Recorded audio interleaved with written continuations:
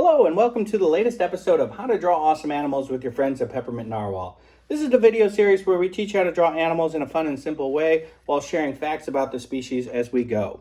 So let's go ahead and get started. And by the way, happy World Penguin Day. Today, April 25th, is World Penguin Day. This is a holiday that celebrates all 18 species of penguins. If you weren't aware, there's 18 of them. And we've chosen one of those penguins, and that's the Northern Rockhopper. It's one of our favorites, and it's also part of a group called crested penguins. Crested penguins get their name for their extra bit of plumage that's found on the top of their heads in a crest or crown. And it's basically these yellowy feathers that sort of almost give it a character of a hairstyle. So if you were looking at the Northern Rockhopper, it's one of the smallest crested penguins, but it actually has the most elaborate cresting. And this guy is sort of like the rock star hairstyle of the penguin family with that elaborate plumage. Below its common name, you see here we've listed its scientific name. We talked about that. That comes from its two most specific forms of classification, the genus and the species. In this case, crested penguins are Eudiptes genus, and that basically means good diver. Like many penguins, they spend a lot of their time at the water, and they are excellent swimmers and excellent divers, so you can see how it got that name. Below this, unfortunately, we have the status as endangered, and that comes from the IUCN's Red List of Threatened Species. So, of course, endangered is not a good status. That means it's at higher risk for extinction, and we definitely have some conservation work to get through to make this species more stable here on the planet. So when you do your drawing today, remember, show and post that with the hashtag #MintySketch.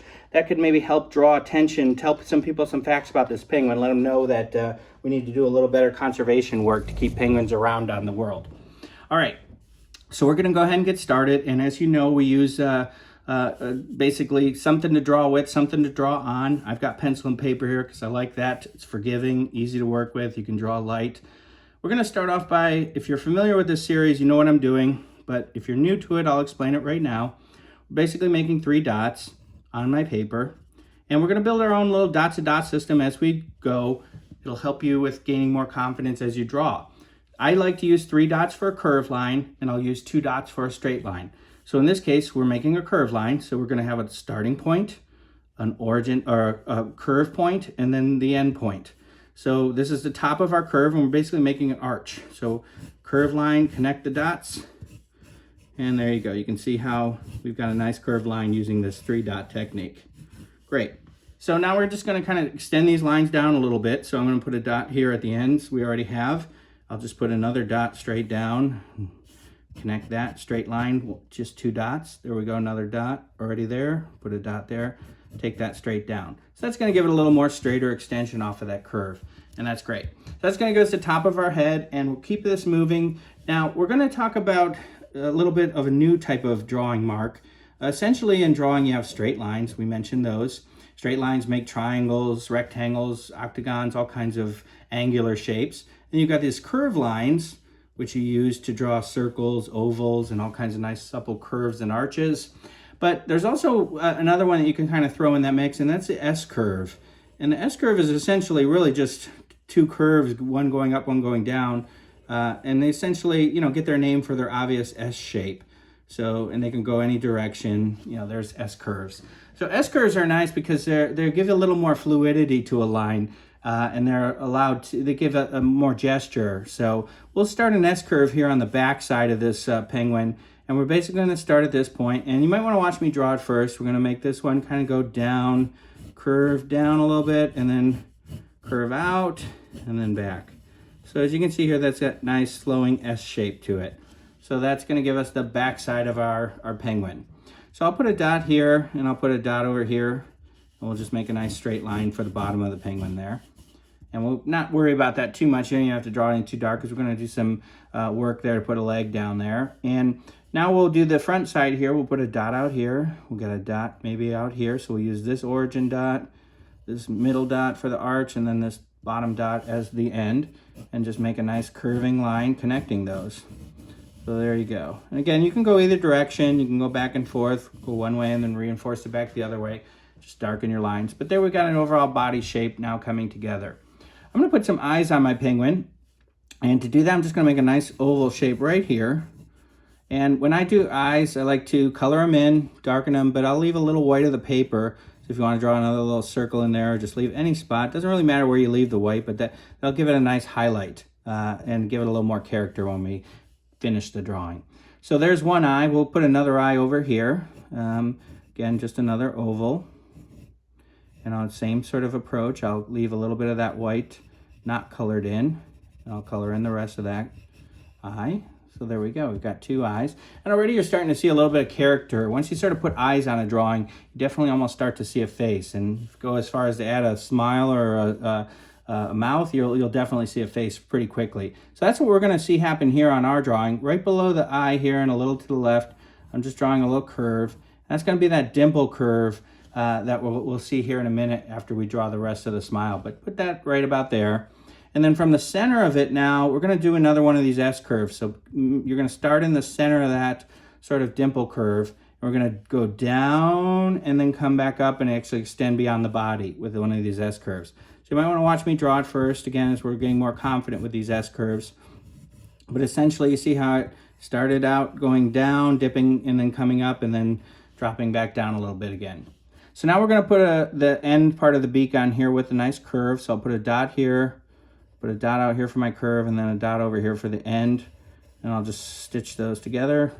And then we got a nice little curve line there. And now I'm gonna put that dot over here, reinforce it, because that's where we're gonna start. We'll put another dot maybe right about there, and then another dot right about there.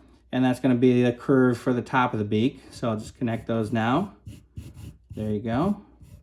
And if you have a little bit of your eye covered up, you can use your eraser, and I'll also use it to erase out a little bit of that edge of the head that I don't need. It's covered up now by the beak. All right, perfect. So now we're going to do the underside of this beak. We'll start off with this point here, adding it just a little bit inside of that tip of the beak, and then we'll put a point maybe right about here, and then we'll bring another one just right about here. And then curve those lines nicely together. And there we go, we've got our beak. And we'll erase out this we don't need anymore. And there we go, that's definitely looking bird-like. So we're going to come back to the crest. We're gonna work on the wings now. To do that, we'll put a point right here, and we'll put a point over here, and we'll put a point over here for a curve. Now, as you know, penguins are birds. I'll draw my curve line here, and they have wings like birds. But of course, penguins are unique in that they don't fly. But they've modified their wings to essentially become excellent for swimming. So we'll talk about that here in a little bit. Now that we've got the curve of the outside of the shape, now we're just going to sort of make like a nice V shape right here, letter V almost. See that? There we go. And that's going to be the tip of that flipper there, or wing. Again, the wings have kind of become flippers or fins. They've modified them to use them to swim underwater. So now we're going to do another one of these S curves. We're going to start over here. And we're going to just sort of make it go just like this. So you see that nice S-curve? We're using that a lot in the penguin drawing, and it's going to be a real nice tool for us as we continue along in this drawing series. So now I can erase this out because this would essentially cover up the back of the body. And there we go, we've got one of our wings there done. We'll put another one on this side, and we'll do it with a point out here, kind of about parallel with there to the other one. And then we'll put a point maybe right about here. And then we'll put another point there. So we're making this nice curve, starting from this origin point, hitting that curve point, and then working it back. So there you go, nice curve line there. Now we'll put that little V tip there, just the letter V there. And then from the end of the V, I'll put a dot here, dot for the curve, and then I'll tuck it back to the body. So there's my 3 dots, kind of connect those nicely. And there we've got two nice wings, ready for diving in the water. If you've ever seen a penguin swimming underwater on a nature video, or maybe a facility that has penguins and they have underwater viewing, it almost looks like they fly underwater, flapping those wings as they go. So pretty cool. Now we'll go ahead and put a leg on this guy. So to do that, we'll put a dot down here, and we'll put a dot up here, and we'll just make a straight line. And then we'll put another one just off here, dot, and a dot, and again a straight line, okay? Now we'll just connect those, extend those down straight a little bit beyond the body. There we go. And then we'll put dots on the ends of those. And that'll be our origin and our end point, but this is going to be a curve, so we'll put a middle dot right about there. And we'll just round those off nicely. And then we can erase this interior here, so we don't need that anymore. It's covered up. All right, perfect. So we got one of the legs there. Now we're going to draw 2 straight lines down. You can put a dot here and a dot here if you want. repeat it on the other side again, tucking them in slightly, and they don't need to be very long. They have stubby little legs, and that actually is designed for balance on slippery surfaces like ice and slippery rocks. So they don't need to do a lot of fast running, and they look like they're waddling, but it actually gives them a great sense of balance.